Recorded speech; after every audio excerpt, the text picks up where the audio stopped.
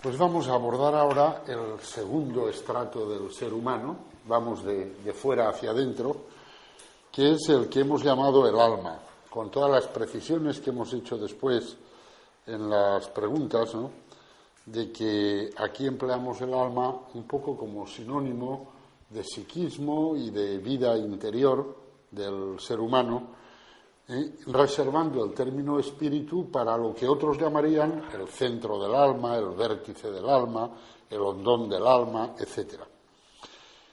Una definición básica del alma en general podría ser el principio activo que informa el ser real. Es decir, tenemos un ser real, en este caso el hombre, está hecho de tierra, entre comillas, o sea, de materia, y sin embargo es un ser vivo, es un ser animado. ¿Por qué es un ser animado? Porque hay un principio activo que lo informa. Informar quiere decir que le da forma, y que le da vida. El alma posee, por lo tanto, el poder de informar, o sea, de dar forma, y de animar el todo de una manera particular. Su ser es vida, y la vida es una formación, formalización material progresiva. Esto lo podríamos desarrollar, pero ya nos llevaría más tiempo, pues haciendo un estudio del ser vivo, incluso del ser vivo más minúsculo, no ya el hombre, ¿no?, una ameba o lo que sea, y veríamos que lo que hace que el ser vivo sea vivo no son los materiales que lo componen, sino es un principio misterioso en el sentido de que no se puede objetivar como se objetivan los materiales, que hace que esos materiales estén vivos. Dicho de otra manera, podemos tener todos los ladrillos de una casa, pero no tenemos una casa. Para tener una casa hay que poner los ladrillos de una determinada manera. Bueno, y más cosas, pero por poner el ejemplo, ¿no? Pues cuando un ser vivo se muere, lo que queda al final de un poco de tiempo, pues son, si no recuerdo mal, 27 elementos químicos, un poquito de esto, un poquito del otro, un poquitín de... Todos esos elementos tú vas a la droguería pertinente, los compras y ponte a hacer un ser vivo. No hay ser vivo que valga. Porque tienes los ladrillos, pero te falta lo más importante. Lo que junta todos esos ladrillos les da una determinada forma, la de ese ser vivo, y encima los anima, les da vida. Eso es el alma. El alma de los animales, el alma de las plantas y el alma del ser humano. Evidentemente no son iguales el alma de las plantas, el alma de los animales y el alma del ser humano. No son iguales. Pero en algo sí que coinciden estas tres categorías de seres, y es en que tienen alma. Es decir, un principio que informa y anima los elementos materiales que componen ese ser. Y sin ese principio no habría tal ser. Tampoco lo habría sin los ladrillos, pero sin ese principio misterioso. Esto es curioso, pero, ¿sabéis? Hay científicos que, sin ser filósofos, pero ellos mismos, estudiando el ser vivo, llegan a esta conclusión.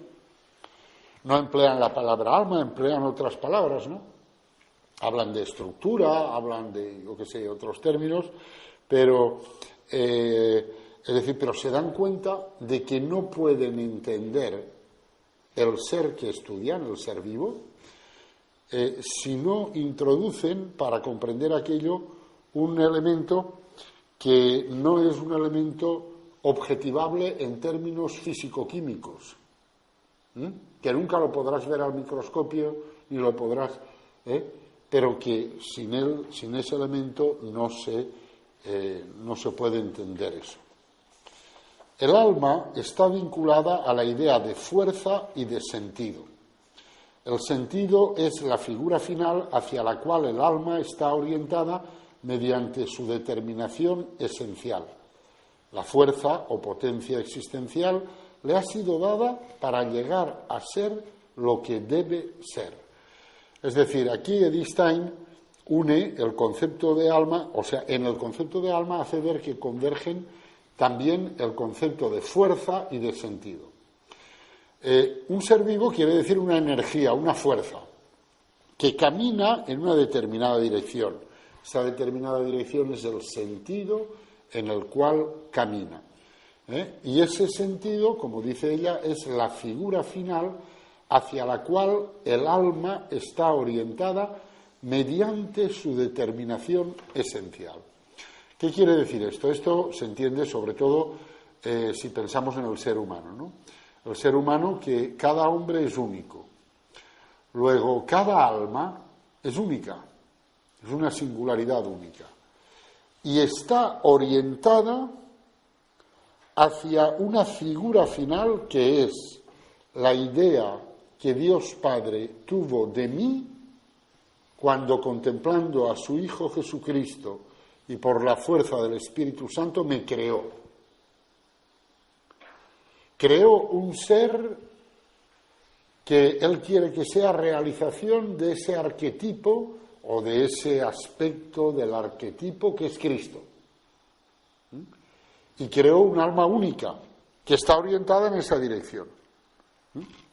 Por lo tanto, esa alma tiene fuerza para informar y para animar unos elementos constituyendo el ser vivo, en este caso pues sería yo, el ser de Fernando, pero además esa alma tiene como una orientación instintiva entre comillas, claro, de instinto espiritual, por la cual se orienta hacia la figura ideal que le da sentido, que es la realización de la idea que Dios ha tenido de mí cuando me creó. Todo eso está presente en el alma, ¿no? Existe un alma vegetativa propia de las plantas y un alma sensitiva propia de los animales, pero el hombre posee un alma racional, humana, que integra, yo creo que falta ahí una I, integra y supera la perfección de las otras dos. El alma vegetativa, aunque supramaterial, está sin embargo enteramente ligada a la materia. Su ser se agota enteramente en la formación de la materia. Está hablando del alma de las plantas. El alma vegetativa es el alma de las plantas. Para el alma de las plantas, el nombre de forma interna o forma del cuerpo animado es en particular adecuado. Es decir, ¿por qué dice que es en particular adecuado este nombre? Porque el alma de las plantas no hace otra cosa más que dar forma al cuerpo que anima, al cuerpo de la planta. Cuando una planta se muere, pues si la dejas que se pudra y analizas los elementos que quedan en la droguería, como digo yo, esos elementos no valen ni 5 euros. Tú te los compras, pero a que no eres capaz de hacer la planta. No. Porque para eso hace falta un alma. El alma vegetativa, que se llama, que es el alma de los vegetales, el alma de las plantas. Pero observa Edith Stein, con mucho tino, que esa alma se agota en la función de ser forma interna de ese cuerpo, de esos elementos. No va más allá esa alma, no tiene nada diferente de esa función. El alma de las plantas se distingue del alma del animal y del alma humana en que su ser se agota enteramente en la formación y que todas sus actividades concurren a este fin, mientras que para las almas de los otros seres vivos esta solamente es una tarea entre otras muchas. Es decir, el alma de los animales y el alma del hombre son muy superiores al alma de los vegetales.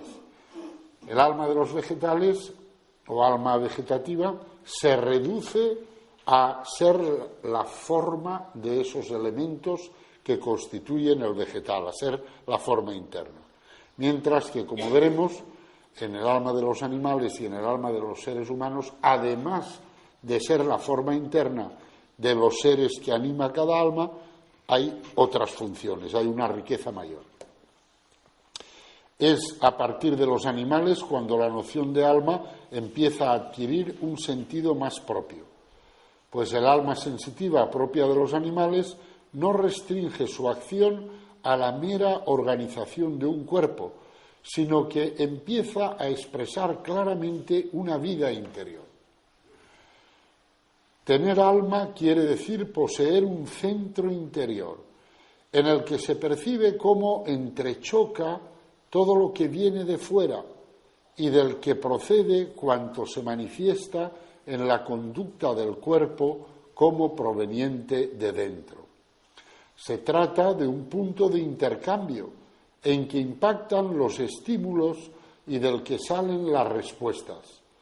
Y si la vida animal consiste en un inquieto ir de aquí para allá, el lugar propio de esa inquietud es el alma, que está en poder de un incesante movimiento al que no puede sustraerse. Como veis, Santa Teresa Benedicta de la Cruz se expresa de maravilla.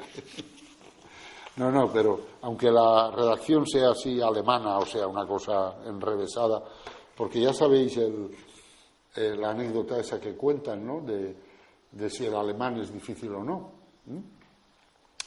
Y dice uno, no, el alemán no es que sea difícil. Hombre, lo que pasa es que a lo mejor tú vas a una conferencia que están dando en alemán, ¿no?, y llegas 5 minutos tarde, y entras, estás 5 minutos escuchando, y entonces a los 10 minutos de la conferencia le preguntas al de al lado, dice, oye, ¿de qué está hablando? Dice, pues no lo sé, porque todavía no ha puesto el verbo. La escritura alemana es un poco alambicada por eso, ¿no? Dice, estás esperando ahí que caiga el verbo, ¿no?, para saber de qué están hablando, ¿no? Pero vamos a ver, creo que la idea sí la captamos, ¿no? Y es que en el animal empieza a haber como una especie de centro interior. Las personas que tienen animales de compañía, pues hacen bastante el idiota con ellos, ¿no? Pero hacen bastante, pero no del todo. Porque en cierto modo tienen razón, le hablan al animal, ¿no? Claro, yo me río mucho, le digo, háblale en inglés, a lo mejor lo entiende mejor, ¿no? Como decir, pero qué tontería, ¿no? Pero claro, bromas aparte, lo cierto es que el animal te mira, en esa mirada hay algo que revela que hay como una especie de centro interior. En el comportamiento del animal está también esa idea del centro, ¿no? Es decir, que tú al perro, le tiras del rabo, le pegas así, y en su manera de reaccionar, de gruñir, de ladrar, de tal, hay como eso, como una especie de centro interior en el cual él recibe lo que tú le vas haciendo y parece que lo procesa y te contesta de una manera. Por eso los que tienen animales de compañía juegan con los animales. Bueno, digo animales y estoy pensando en los perros, que es quizá donde mejor se ve eso, ¿no? Porque en otros ya es más difícil, ¿no? Si uno tiene una iguana de animal de compañía, pues no sé yo si en fin, si la cosa será igual, ¿no? Pero es decir, que ya ahí se insinúa y hay algo que es a modo de un centro interior, ¿no?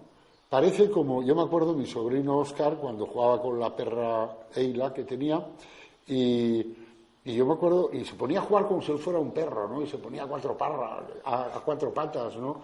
Y le miraba así a la cara, ¿no? O a los ojos, y te da la sensación no solo de que mi sobrino es un poco animal, sino también de que el animal es un poco persona, por decirlo de algún modo, ¿no?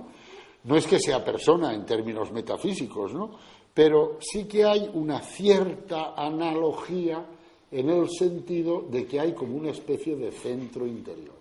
Y esto es lo que Edith Stein, la verdad es que Edith Stein era muy perspicaz y percibía muy bien. Yo nunca he visto tan claramente expuesto, redacción aparte, esto de los 3 tipos de alma, alma de los vegetales, el alma de los animales y el alma del ser humano, ¿no? El alma humana es diferente al alma vegetativa y al alma sensitiva. La alma sensitiva es la de los animales, aunque incluye y rebasa las perfecciones de ambas. Es un alma humana, racional, espiritual, personal. El individuo no es primero planta, luego animal y luego hombre, sino que es hombre desde el primer instante de su existencia, por mucho que lo específicamente humano no se haga visible hasta que alcance un cierto estadio de desarrollo. Hay que afirmar, por tanto, que el alma espiritual existe desde el primer momento de la existencia humana, si bien en esa primera fase aún no ha desplegado en actos una vida personal espiritual. Lo característico del alma humana radica en que eleva al individuo a la categoría de persona, perteneciendo en propio a esta última la racionalidad y la libertad. Eso es lo propio del alma humana, que es un alma propiamente espiritual y que eleva al ser que anima a la categoría de ser personal, por lo tanto, de ser dotado de racionalidad y dotado de libertad. Y esa alma humana contiene las perfecciones del alma vegetativa y del alma sensitiva y otras muchas, las propias de la espiritualidad, que no poseen ni el alma sensitiva ni el alma vegetativa. Claro, esto que dice Edith Stein, claro, es fina en el análisis, evidentemente. El alma espiritual está ya desde el principio. Desde el momento en que un óvulo y un espermatozoide humano se unen, ahí está el alma espiritual. Porque si no estuviera desde el principio, no estaría nunca. Y porque si no estuviera desde el principio, el proceso que ahí se inicia nunca llegaría a tener como resultado un ser personal. Tú siembras una semillita de un geranio y te sale un geranio. En esa semillita está el alma, que es un alma vegetativa, del geranio. Informa ese desarrollo y sale el geranio, punto, porque ahí no hay más. Dígase lo mismo de un óvulo y un espermatozoide de animales, y dígase lo mismo, es decir, alma humana, de un óvulo y un espermatozoide humanos. Con lo cual, el tema del aborto está claro que no, desde el primer momento de la fecundación, porque ya hay un alma humana. Dice, hombre, pero todavía no habla, todavía no canta, todavía no tiene manifestaciones humanas. No las tiene, pero las tendrá. Si no tuviera el alma humana, el principio humano, ahora ya desde el principio, jamás el desarrollo ese produciría un ser con manifestaciones humanas. Ya hemos dicho que el alma está vinculada a la idea de fuerza y de sentido, y que el sentido es la figura final hacia la cual el alma está orientada y para cuya realización ha recibido la fuerza o potencia existencial. Esto ya lo hemos comentado.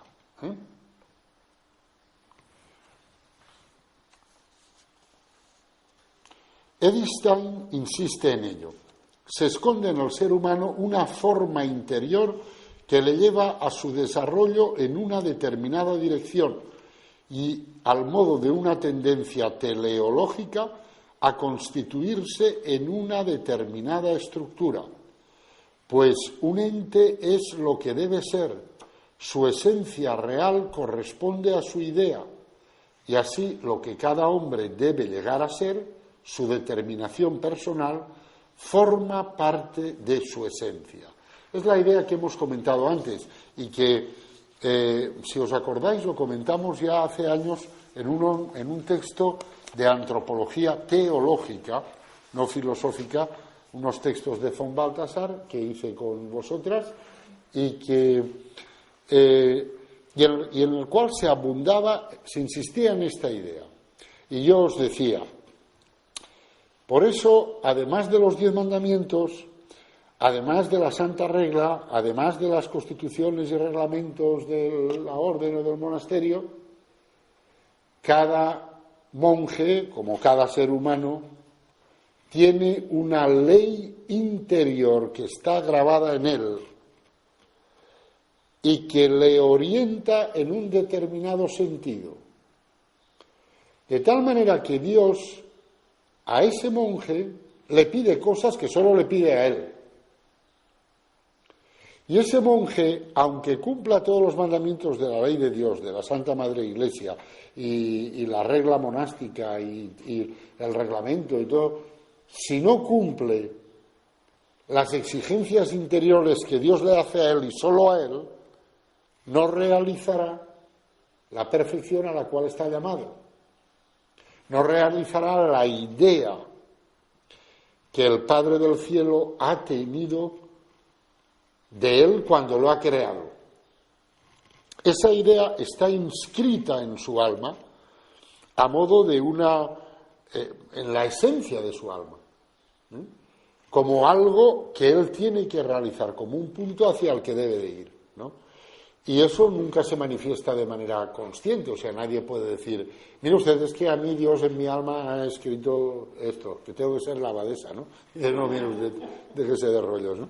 Sino que eso es algo que va, es decir, que se va traduciendo, pues podríamos decir en inspiraciones o en tendencias o en tal, ¿no? Que bien, que obviamente deben de ser discernidas por la Iglesia, todo lo que tú quieras, ¿no? Pero al final hay algo de eso, porque eso forma parte del misterio de la singularidad única de cada persona. Es más, es lo que constituye ese misterio. ¿Por qué somos seres singulares? Porque cada uno de nosotros hemos sido creados para realizar un aspecto concreto del misterio de Cristo, que es inagotable. Por más millones y millones de personas que haya, no se va a agotar. Podríamos decir, un pequeño destello del fulgor del rostro de Cristo resucitado. Y ese fulgor es inmenso y cada hombre ha sido creado para realizar algo de eso. Y eso lo lleva escrito en su alma. Y eso le configura con unos matices, con unas tendencias especiales, únicas, propias de él, ¿no? Y de las que él no es consciente, pero él tiene que saber ser dócil a eso, porque eso, y un buen padre espiritual o una buena madre espiritual discierne, intuye de algún modo eso en su hijo o en su hija espiritual y favorece ese crecimiento, lo facilita. Y cuando ve que va en otro sentido, dice, no, mira, no vayas por ahí. No, eso no lo veo. Yo creo que un buen padre espiritual nunca da razones. Dice, no lo veo. No vayas por ahí. No se trata de dar un montón de razones. Cuando se piden un montón de razones ya no se está en una relación de paternidad espiritual. Esta es una de las desgracias que afligen a nuestra Iglesia, la falta de padres espirituales. Yo creo, lo he dicho ya un par de veces en el Consejo de Gobierno, le hemos de pedir al Señor que suscite padres espirituales, porque los sacerdotes necesitamos padres espirituales y no los tenemos. Tenemos confesores. Y cogiéndolos del cuello. Confiésame, por favor. No, eso es una exageración mía, no es tanto. Pero quiero decir, porque claro, el Padre Espiritual te habla así, y el fondo es un hombre que, iluminado por el Espíritu Santo, intuye lo que el Espíritu de Dios ha sembrado en ti. Y entonces te va orientando para que eso pueda crecer. Las vivencias, contenido del alma. Ahora ya nos centramos en el alma humana. La vida del alma se alimenta de sus vivencias y éstas hallan su origen en las múltiples relaciones del alma con el mundo exterior. En consecuencia, necesita verse afectada desde fuera para sostener su ser, para vivir. La vida de toda alma se afirma oponiéndose al mundo y obrando en él. Por eso, la orientación natural de su vida es la exteriorización fuera de sí misma, y no lo es el retorno hacia ella y la estancia prolongada en sí misma. Es decir, el alma humana está poblada de vivencias. ¿Qué son vivencias? Vivencias es el resultado del choque del alma humana, del ser animado por el alma humana, con el mundo exterior. De ese choque, de ese encuentro constante, van surgiendo vivencias. Y eso es lo que puebla el alma humana. Por eso dice, el alma humana tiende a oponerse al mundo, a obrar en el mundo. No tiende a animar un ser y a encapsularlo en sí mismo, sino a animar un ser y a que ese ser se relacione con la realidad. Y de esa relación con la realidad van surgiendo en el alma vivencias. El alma humana no puede vivir sin recibir. Hemos leído ya lo de antes. El alma humana no puede vivir sin recibir. Se nutre de los contenidos que asimila espiritualmente por experiencia. El conjunto de vivencias que nutren el alma es el flujo de conciencia. O sea, lo que llamamos flujo de conciencia, ¿qué es? Pues es ese mundo interior del hombre, y ese mundo interior es lo que llena el alma del hombre. ¿Y ahí qué hay? Hay recuerdos, hay afectos, hay sentimientos, hay ideas, hay proyectos, hay ilusiones, hay desengaños, ¿Y todo eso de dónde viene? Del encuentro constante, del choque constante, encuentro constante entre el hombre y la realidad que le rodea. El mundo, el universo, los demás, la vida. De ahí, de ese choque, vienen las vivencias. Y esas vivencias son las que pueblan el alma. En esas vivencias, Edith Stein distingue las que son originarias porque brotan de mí mismo, de las que no lo son porque proceden de otros sujetos presentes o pasados. Es decir, hay vivencias que proceden de uno mismo y hay otras, no sé cómo entender del todo esto, si se referirá a la herencia genética, a lo mejor, ¿no? No lo sé, no sé en qué sentido lo dice, ¿no? Las que son originarias porque brotan de mí mismo, de las que no lo son, porque proceden de otros sujetos presentes o pasados. No sé cómo entender del todo esto. En cualquier caso, lo que nos interesa aquí retener es que lo que llena el alma humana son las vivencias. Y las vivencias surgen del encuentro constante, del choque constante, entre el sujeto humano y la realidad, incluyendo en la realidad también el pasado, y el presente y las demás personas, etc. Carácter espacial, entre comillas, del alma humana. La alma humana es espiritual, por lo tanto no es extensa, por lo tanto no digamos, la categoría de espacio no es en sentido estricto pertinente para ella. Pero, por eso pone Edith Stein entre comillas lo de espacial. Pero sí es pertinente hablar del carácter espacial del alma humana en el sentido que lo vamos a hacer. Edith Stein nos describe el alma humana como un espacio, entre comillas, que posee una extensión, una profundidad y un punto central. Amigo, mi alma tiene extensión y altura, puede ser llenada por algo. De hecho, empleamos esta metáfora, ¿no?, de llenar el alma. Es una metáfora espacial. Supone que hay una altura, que es como un recipiente, que se puede llenar. hay cosas que pueden penetrar en ella.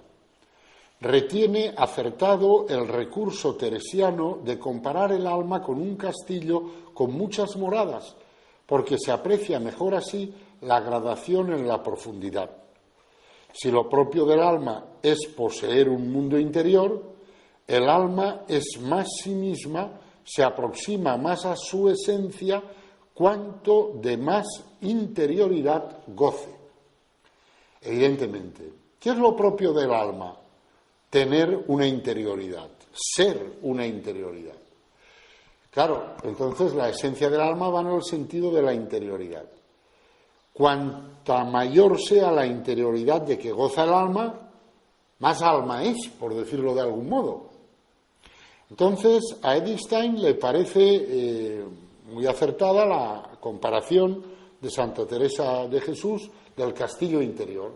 ¿Por qué? Porque hay muchas estancias y unas están en las murallas del castillo, otras ya un poco más adentro, otras un poco más adentro, y al final de todo está el centro del castillo, el centro del alma. Evidentemente, estoy más en el alma cuanto más en el centro del alma estoy, cuanto más en la interioridad del alma estoy. Por lo tanto, hay un más y un menos, por así decir, en el alma, porque yo me puedo situar en, digamos, zonas más periféricas, más superficiales del alma, o zonas más centrales del alma humana. Cuanto más me sitúo en las zonas centrales, más me espiritualizo.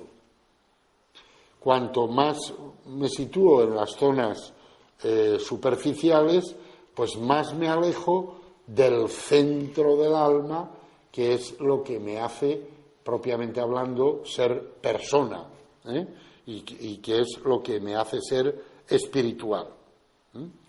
Esta comparación es interesante. Tener presente que las personas más frívolas tienen alma. Tienen alma. Ahora, ¿qué es la frivolidad? Pues, hombre, es un situarse en las zonas más periféricas del alma. O sea, las que despiertan los programas de cotilleo de televisión. Pero esos programas tocan el alma.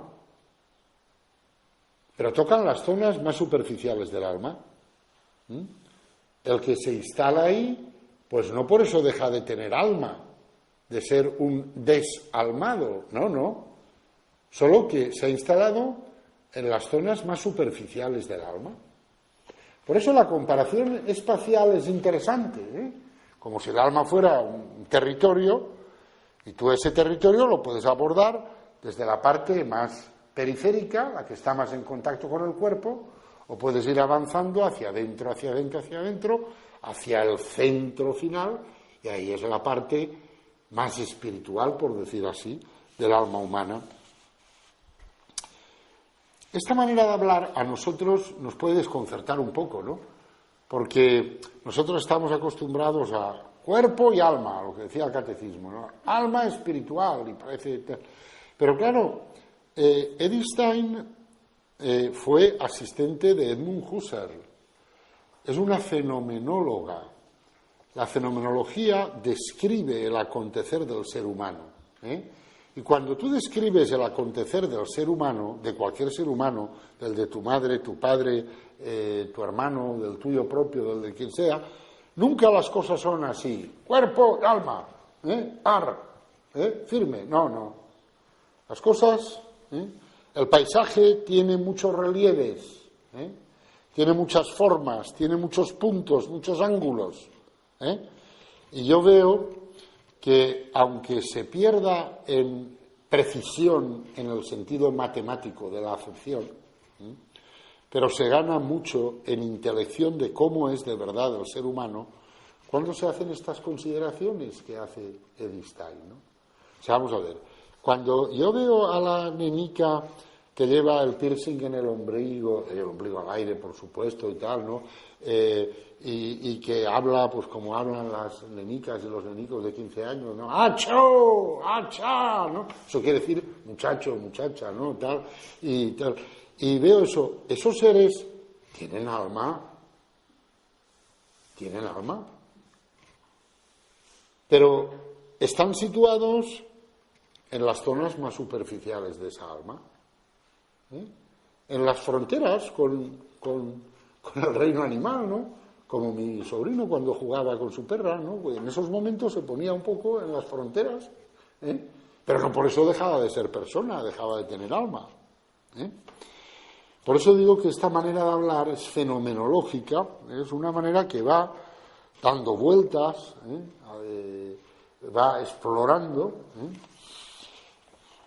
Moradores del alma humana. El alma humana no es un espacio vacío, lo habitan elementos originarios y elementos advenedizos. Entre estos últimos, los padres de la Iglesia y los padres del desierto, amigo, ya llegamos aquí a nuestra familia, citarían sin duda los pensamientos, los logismoi, amigo, los pensamientos, que el enemigo infunde en el alma. Un elemento originario que vive en el alma humana como en su casa es el yo personal, pudiéndose mover por las diferentes estancias del alma, así como situar su residencia en una de ellas más o menos centrada. Claro, el yo personal se mueve por dentro del alma y se puede poner en el centro del alma, en cuyo caso el yo personal está centrado en lo más profundo del ser del hombre. Y entonces el individuo actúa verdaderamente como un ser humano, digamos, al 100%, como imagen y semejanza de Dios. Pero el yo personal puede moverse hacia zonas más periféricas del alma humana y llegar pues a lo que estábamos diciendo. ¡Acho! ¡Acha! ¡Ya! ¡Vamos! Pues bueno, no deja de ser un ser personal, pero un ser personal instalado en la zona más superficial del alma. Como en el alma humana se dan cita muchas influencias, unas apelando hacia el más profundo centro del alma y otras hacia la periferia, el yo puede inclinarse bien hacia un lado o bien hacia otro. Cuanto más se acerque al centro del alma, más realizará su ser, alcanzará un grado más elevado de su ser, pues después de todo es aquí, en su centro, donde mejor el alma puede llevar a cabo su labor de formalización, de actualización de su esencia, y es también ahí, en el centro, donde el yo se conoce mejor y alcanza la máxima potencialidad de sus recursos, en especial de su libertad. Pero claro, el yo puede situarse en cualquier punto del alma. ¿Qué es lo que nosotros en la vida monástica entendemos por vida espiritual, por vida interior, etcétera? Pues en el fondo, un situar nuestro yo personal en el centro del alma. ¿Cuál es la metáfora cisterciense por antonomasia? La de bajar a lo profundo del valle, por eso los monasterios cistercienses de la Edad Media estaban puestos en lo profundo del valle. ¿Y qué simboliza eso? Simboliza la bajada al propio yo, al centro del alma, la bajada al centro del alma, para que el yo personal se sitúe en el centro del alma. Y situado en el centro del alma, se encontrará con Dios, que como vamos a ver, mora en el centro del alma. Pero para eso hay que hacer un viaje. Es el viaje desde la periferia, desde la superficialidad. ¿Os imagináis, pues, los hermanos y las hermanas de San Bernardo, ¿no? pues que eran nobles, pues estarían pensando en cacerías, en vestidos, en sedas que vienen de aquí y de allá, nivel superficial del alma humana. Hoy todo eso se ha sustituido, gracias a la democracia, por los seriales televisivos, ¿no? Pues nivel superficial del alma humana.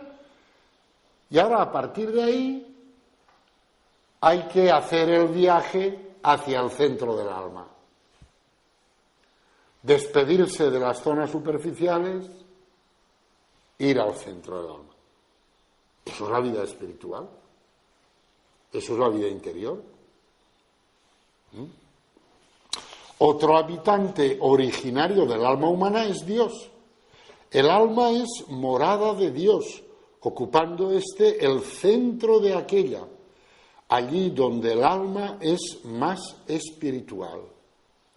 Por eso, cuando el yo personal llega al centro del alma, se encuentra con Dios. Pero para eso tiene que llegar al centro del alma. ¿Está Dios en el centro del alma de estos que hablan así, hacho, hacha? Claro, pero hace falta que ellos se encuentren. Para ello, para que se produzca ese encuentro, pues tienen que viajar desde el nivel más superficial hasta el centro de su propia alma. Y allí encontrarán al Señor. La interioridad más profunda del alma es un receptáculo en el que el Espíritu de Dios, la vida divina, se difunde con profusión cuando se abre a Él en virtud de su propia voluntad. Claro, el centro del alma es el ser personal del hombre, y ese ser personal del hombre es libre. Por lo tanto, ahí habita Dios y Dios difunde su vida con tal que ese centro del alma libremente se abra a Dios y a su acción. Pero ahí es donde está Dios llamando a la puerta. El texto del Apocalipsis, de aquí que estoy a la puerta y llamo, si alguno me abre, etc. ¿Cuál es esa puerta? El centro del alma. Ahí es donde está Dios llamando. Si el hombre con su libertad le abre, evidentemente ahí es donde entra Dios y ahí es donde empieza Él a derramar la vida divina, la gracia. Cuanto más se sitúe el yo personal en el centro del alma, tantas más posibilidades tiene de entenderse con Dios, que también es espíritu y habita ese lugar. Este entendimiento entre espíritus es lo que permite la puesta en práctica de un proceso de asimilación mutua, hasta culminar en la unión mística de Dios y el hombre. Es efectivamente Edith Stein, Santa Teresa Benedicta, quien lo dice.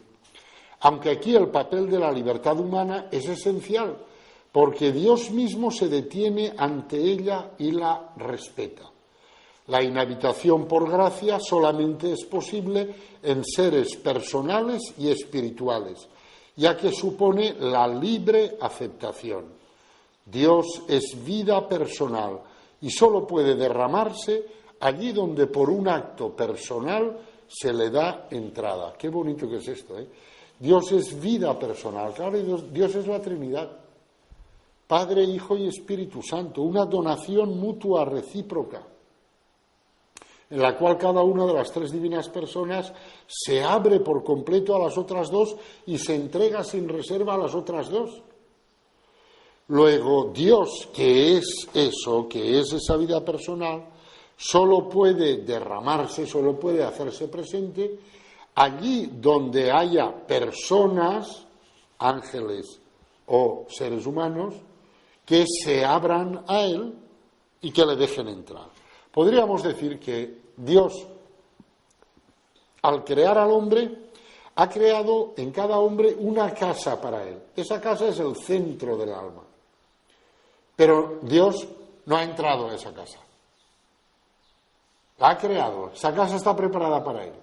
Pero para que él entre ahí, hace falta que cada hombre libremente le abra la puerta.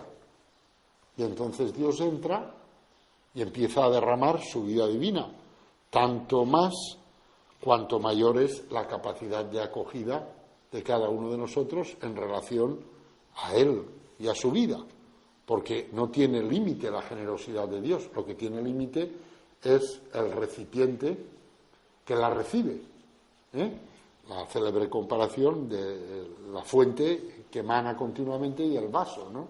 Pues claro, si tú vas con un vaso más pequeño, más grande, pues cuando se llena ya no cae más, ¿no? Pero, pues es manifiesto que la libertad de Dios, que denominamos omnipotencia, encuentra una frontera en la libertad humana. Efectivamente, Dios respeta la libertad y por lo tanto Él tiene preparada allí su casa, pero si el hombre no le abre la puerta, no entra.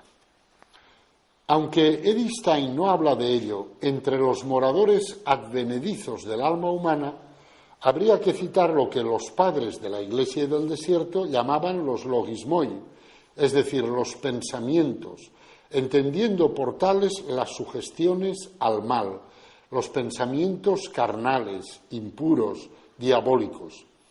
La visión de Orígenes, junto con otros autores, es que el corazón del humano, el centro del alma, su morada más interior y central, porque claro, hasta ahora hemos estado hablando del centro del alma, pero lo llamamos de otra manera, vale, corazón, el corazón del hombre, la manera bíblica, ¿no?, de designarlo. Pues Orígenes, junto con otros padres de la Iglesia, piensa que el corazón humano es un paraíso creado por Dios, una tierra prometida en la que el Señor quiere que entremos y moremos en ella. Como todo lo creado por Dios es bueno. Sin embargo, en este paraíso, como en el de Adán y Eva, se introduce la serpiente y en esta tierra prometida entran las flechas disparadas por los filisteos. Tanto la una como las otras proceden de fuera. No son moradores originarios de ese lugar, pero hay alguien que las tira. ¿Perdón? ¿Mi cinta? No, que eso cambia automáticamente, María Victoria. Sí, ya, pero se ha no se ha terminado. ¿Pero qué cinta? La que estás grabando. ¿La mía de aquí? ¿La mía? Es que Yo no lo sé. Yo no lo sé. Yo esto, lo que dice mi ahijada, yo no sé. Yo sigo las instrucciones y ya veremos qué es lo que sale. Qué es lo que sale después. O sea que, veis, esta es la idea. Claro, con esto ya veis que alma incluye el centro del alma, es decir, que la visión esta se une a la visión tradicional, ¿no? Pero claro, es más preciso el distinguir, y es lo que hacemos ahora. Y hablamos del tercer elemento, el tercer estrato del ser humano, que es el espíritu. Por espíritu debemos entender el centro del alma, su interioridad más profunda. El espíritu es así una parte del alma, aunque toda el alma es espiritual. Al hablar de parte del alma se quiere indicar una función del alma, distinta de las funciones vegetativas, sensitivas e incluso intelectuales. Pues el alma es spiritus, mientras que intellectus y mens son algo en ella, son aquello en lo que el ser del alma se despliega. Fijaros cómo afina aquí Edith Stein, Ella dice, el alma es spiritus, el alma humana, es espíritu. En cambio, intellectus y mens, entendimiento y mente, son algo en ella, o algo de ella, ¿no? Son aquello en lo que el ser del alma se despliega. Con el espíritu designamos el nivel superior o más interior del alma, el alma espiritual, libre de compromisos, que ya no ha de informar al cuerpo ni a sí misma, y desligada espacialmente.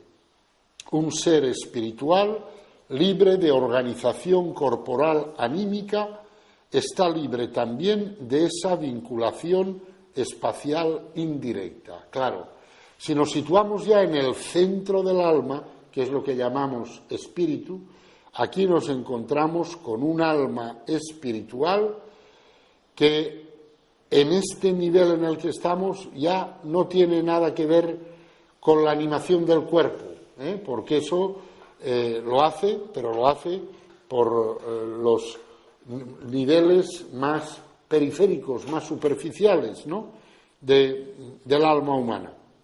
Y aquí estamos en el centro mismo del alma humana. Se trata, pues, de la interioridad más profunda del alma, de lo que hay de más espiritual en ella, allí donde el alma podría decirse que es espiritualidad pura y por lo mismo capaz de acoger al Espíritu de Dios. Dios es espíritu, como dice la Escritura, y solo puede ser acogido por un espíritu.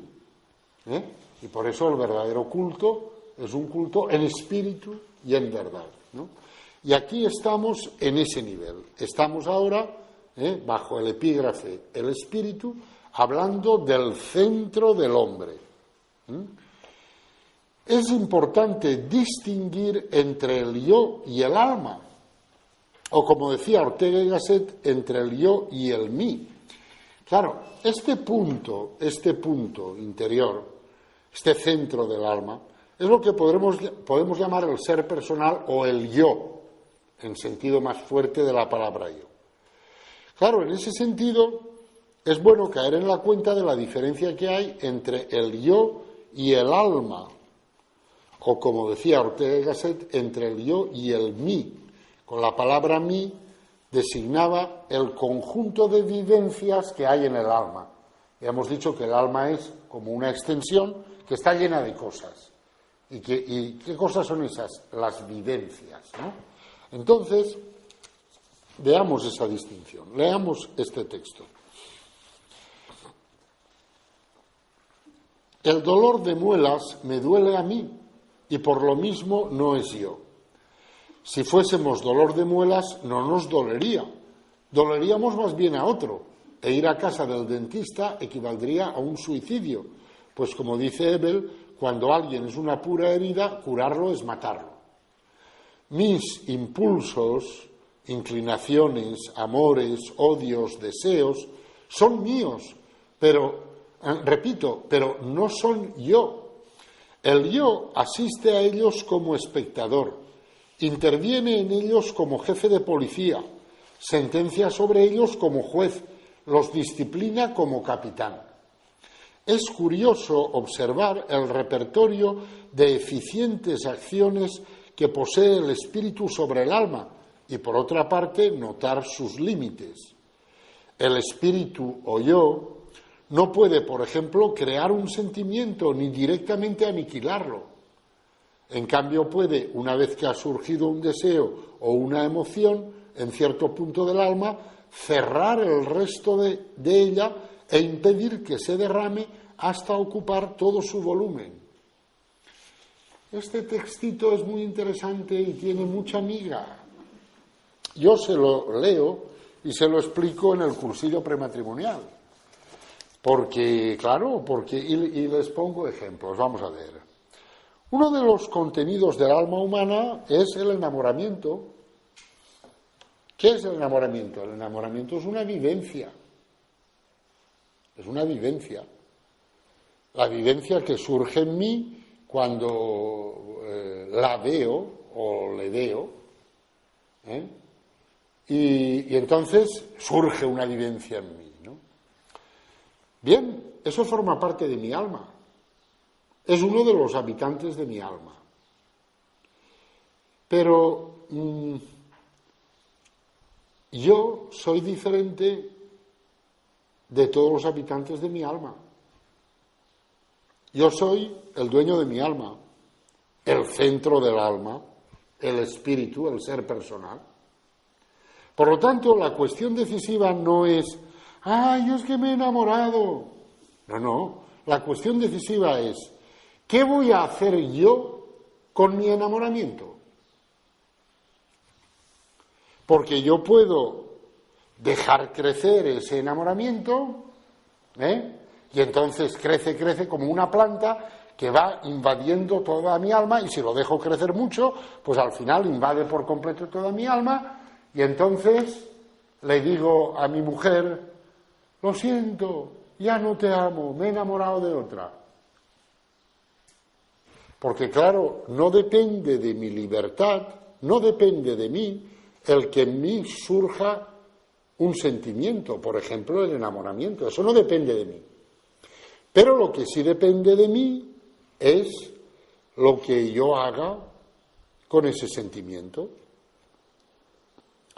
Yo no puedo hacer que surja porque yo quiera. Por ejemplo, yo digo, quiero tener un sentimiento de amor entrañable hacia mi peor enemigo. Y por más que yo me lo diga a mí mismo, pues ese sentimiento no surge en mí. Lo veo y me vienen otros sentimientos de los cuales mejor no hablar, ¿no? Pero claro, o sea, yo no tengo, el hombre no tiene el yo, el espíritu, el centro del alma, no tiene capacidad de crear directamente una vivencia, ni tampoco, si ha surgido, de suprimirla, pero de lo que sí que tiene capacidad es de maniobrar dentro del alma para que esa vivencia crezca o no crezca. Claro, el tema, ¿por qué se lo explico yo? Por el tema yo les digo, bueno, ahora os queréis mucho, pero dentro de 7 u 8 años, pues a lo mejor una compañera de trabajo os hace tilín. Y un buen día descubrís que en vosotros ha surgido un sentimiento de enamoramiento hacia esa otra mujer, que no es vuestra mujer, que no es vuestra esposa. Entonces, ¿qué? Pues hay gente que dice, yo es que respeto mucho eso del enamoramiento, y cuando uno, eso me lo dijo a mí un cura, que después se secularizó, hablando de un cura que se había secularizado, dice, es que ese cura se enamoró, y yo respeto mucho lo del enamoramiento. Y yo le dije, yo no respeto nada eso del enamoramiento. Digo, mira, yo me enamoro 3 o 4 veces por año. No era verdad, pero era para ilustrar eso. Yo le dije, yo me enamoro 3 o 4 veces por año, vaya una gaita. Es decir, pero claro, lo que yo quería en aquella conversación era ilustrar un poco esta verdad que intento explicar ahora. Las vivencias surgen en nosotros, sin responsabilidad nuestra, por lo menos no siempre. No siempre hay responsabilidad por parte de nosotros. Yo no puedo hacer que surja una vivencia porque yo quiera, ni puedo hacer que desaparezca porque yo quiero que desaparezca. No puedo. Amigo, pero lo que sí que puedo es ponerla a dieta dentro de mi alma, o al contrario, alimentarla. Si la alimento, crece, y a medida que crece, va invadiendo ese espacio que es el alma, Y llega un momento en que lo invade todo, y entonces, ya no hay nada que hacer. Claro que no hay nada que hacer, pero ahí sí que tienes culpa tú, porque has dejado crecer esa planta a su aire, y no le has puesto ninguna traba, cuando tu responsabilidad y tu libertad estaban al descubrir esa seta venenosa, o de la clase que sea, que ha brotado allí en tu alma, decir, ¿qué hago yo con esta seta? Vamos a ver, la abono, le echo abono, la riego, tal, o al contrario, le quito todo. Yo se lo digo eso con mucha...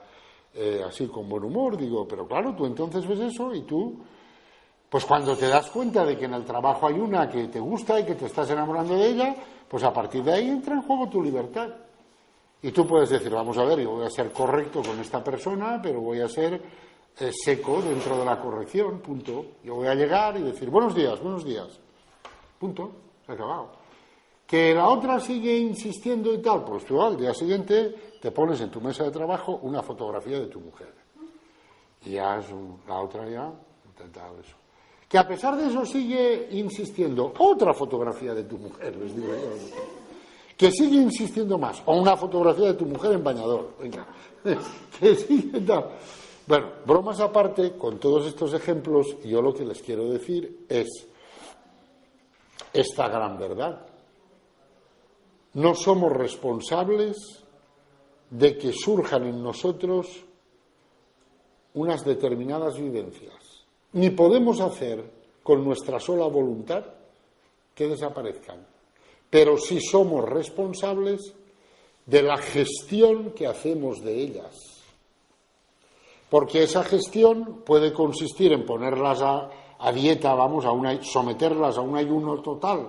Con lo cual la vivencia no se va, porque las vivencias son tercas, son tercas, parecen de Navarra o de Aragón, ¿no? O sea, son tercas, no se van así como así, pero si la pones a dieta, poquito a poco, irá languideciendo, no se irá del todo, pero irá languideciendo. Ahora, si no la pones a dieta, aquello lleva su propia dinámica. Y si además de no ponerla a dieta, encima la alimentas y empiezas a decir, ay, es que esta compañera es que es tan educada y tan competente y tan elegante, y tú mismo le vas alimentando esa vivencia, pues evidentemente llegará un momento en que esa compañera de trabajo será maravillosa y tu mujer será una especie de bicho que, ¿por qué yo lo veo colgando esto aquí, no? Este bicho, ¿qué hace esto aquí? Fuera, ¿no? Pero claro, no vale decir, es que me he enamorado. No. Por eso yo insisto mucho en que el sacerdote, a la hora de la celebración del matrimonio, les preguntará si están dispuestos a amarse. No les preguntará si están enamorados. A la Iglesia le importa un pepino que usted esté enamorado, ¿no?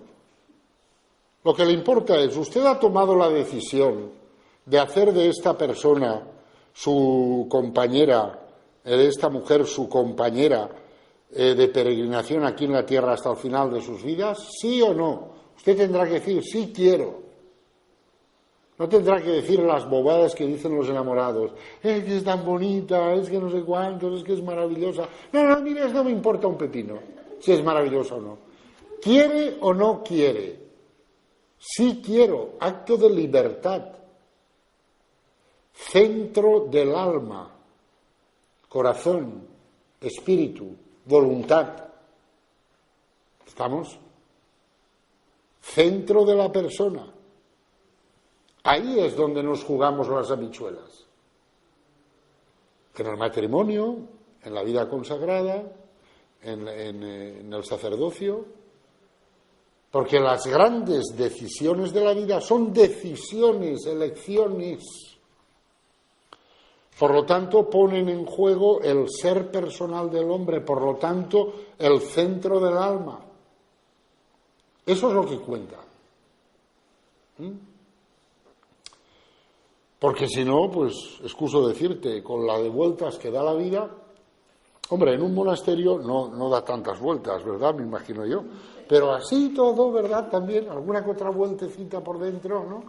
Entre las ideas que llegan de un sitio, las que llegan de otro, tal, la oración de la rana, el no sé cuántos del tal, pues siempre hay ahí cosas que... Y al final, pues, tiene que ser uno quien dice, un momento, vamos a ver. Yo dije esto y sigo diciendo esto, se ha terminado. Nos quedamos aquí, Reverenda Madre, muy bien, quedamos aquí.